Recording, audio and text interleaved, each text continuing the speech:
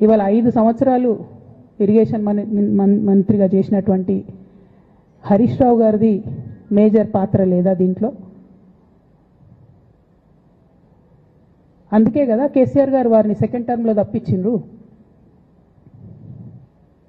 ఈ మొత్తం కాళేశ్వరం ఎపిసోడ్లో కేసీఆర్ గారికి మరక అంటిందంటే 2-3 వ్యక్తులు కారణం. మాజీ రాజ్యసభ సభ్యుడు ఒకలైతే, హరీష్ రావు గారు ఒకలైతే, మేఘా కృష్ణారెడ్డి గారు ఇంకోడు, మేఘానో బోగానో ఏదో.